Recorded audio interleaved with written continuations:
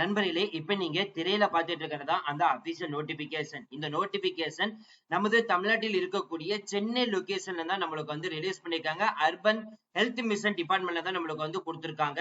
So இதுல வந்து பாத்தீங்கன்னா நிறைய வகையான பணிகள் இருக்குது. நம்ம ஒன் பை ஒன்னா பார்க்கலாம். ஃபர்ஸ்ட் நம்ம பார்க்க போற பணிகள் வந்து பாத்தீங்கன்னா மெடிக்கல் ஆபீசருக்கு வந்து 30 காலி பணியிடங்கள் வந்து கொடுத்து மாதம் 60,000 ரூபாய் வந்து சம்பளம் வந்து கொடுத்திருக்காங்க. அப் டு வந்து 50 வயசு வரைக்கும் இருந்தாலே போதும், நீங்க வந்து எலிஜிபிள். மெடிக்கல் கவுன்சில்ல வந்து பாத்தீங்கன்னா ரெஜிஸ்ட்ரேஷன் வந்து பண்ணிருக்கணும்.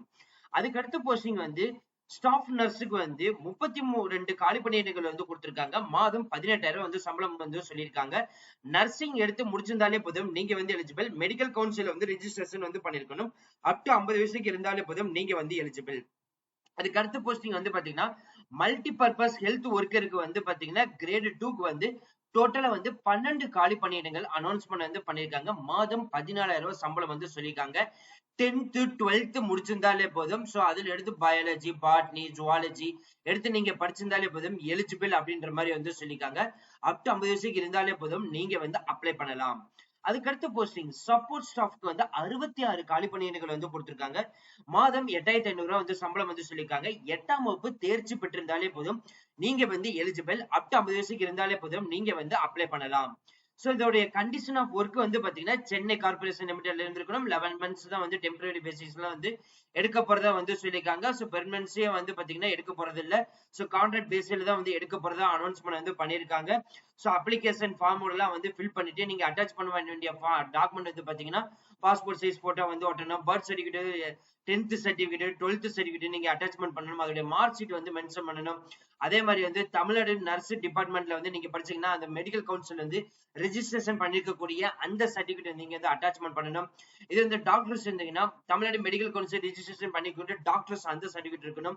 அதே மாதிரி தமிழ் எலிஜிபிலிட்டி நீங்க வந்து முடிச்சிருக்கீங்க அப்படின்னா 10th 12th மார்க் ஷீட் வந்து ஸ்டாண்டர்ட் இருக்கணும்.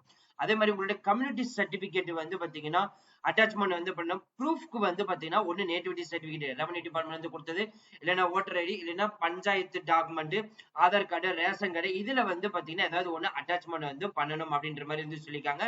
மற்றும் சில டாக்குமெண்ட்லாம் வந்து எல்லாமே இருக்குது. அது மட்டும் இல்லாமல் ஃபைனலா சொல்றதுன்னா நோ அப்ஜெக்ஷன் சர்டிபிகேட் வந்து கண்டிப்பாக வாங்காதவங்க இப்பவே வந்து வாங்கிக்கோங்க.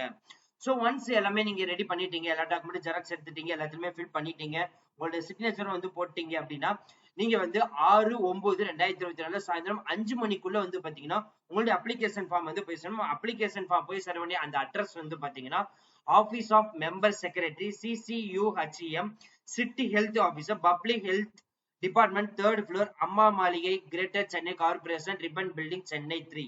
இந்த அட்ரஸுக்கு தான் வந்து அனுப்பணும்னு வந்து சொல்லியிருக்காங்க. சோ இப்ப நம்ம பார்த்த எல்லா போஸ்டிங்குமே வந்து பாத்தீங்கன்னா நமது சென்னை ஹெல்த் கேர் டிபார்ட்மெண்ட்ல இருந்து எந்தெந்த லொகேஷனுக்கு எல்லாம் வந்து பாத்தீங்கன்னா வேகன்சிஸ் இருக்குன்னு சொல்லிட்டு ஒன் பை ஒன்னா வந்து கொடுத்திருக்காங்க. கிட்டத்தட்ட வந்து பாத்தீங்கன்னா 50+ ஹாஸ்பிட்டல்ஸ்க்கு வந்து பாத்தீங்கன்னா அனௌன்ஸ்மெண்ட் வந்து பண்ணிருக்காங்க. நீங்க வந்து பார்த்து தெரிஞ்சுக்கலாம். அடுத்து நம்ம பார்க்க போறது ரொம்ப ரொம்ப முக்கியமானது என்னன்னு பாத்தீங்கன்னா அப்ளிகேஷன் ஃபார்ம் வந்து எப்படி ஃபில் பண்றதுன்னு பார்க்கலாம். சோ இதுலதான் வந்து பாத்தீங்கன்னா உங்களோட போட்டோ ஒட்டிடுங்க, சிக்னேச்சர் வந்து கொடுத்துருங்க.